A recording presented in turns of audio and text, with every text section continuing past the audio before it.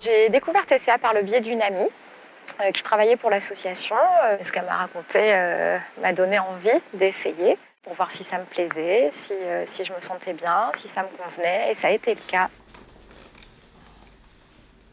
J'ai rencontré par l'intermédiaire d'une annonce l'association, et quand je les ai vus, j'ai bien senti tout de suite que le but était réellement d'aider les personnes.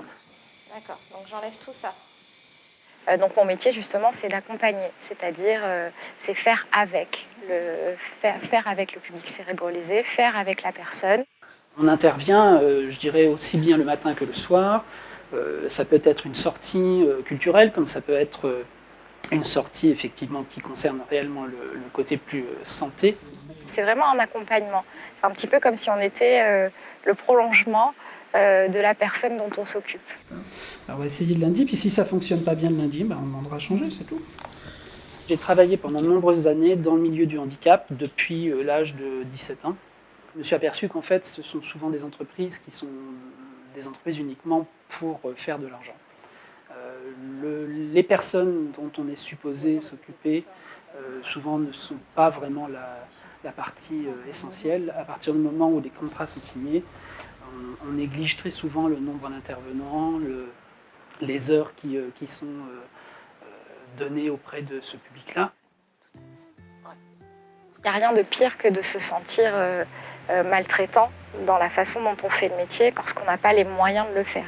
Et TCA offre justement ça, c'est-à-dire qu'on a les moyens de bien faire notre travail, de vraiment rentrer dans la relation, de pouvoir être à l'écoute de la personne. Ah oui, ça, alors là, les mots encore plus.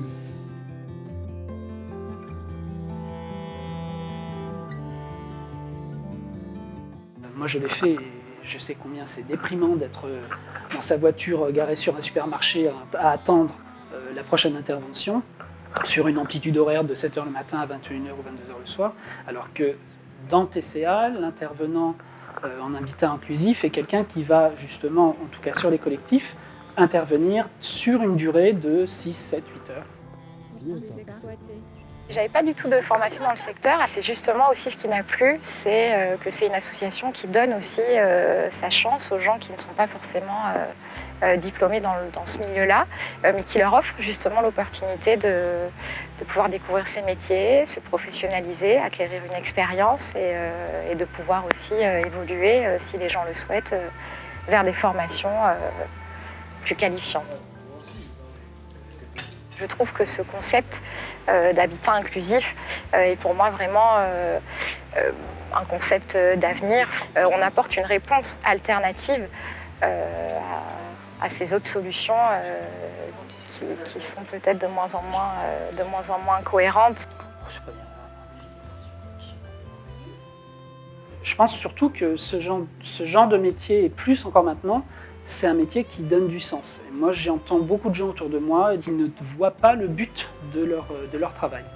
Et je pense que venir travailler dans une association comme TCA qui s'occupe de remettre les humains au centre des problématiques et de faire en sorte de les aider à traverser des moments qui sont compliqués, ça peut devenir une vocation.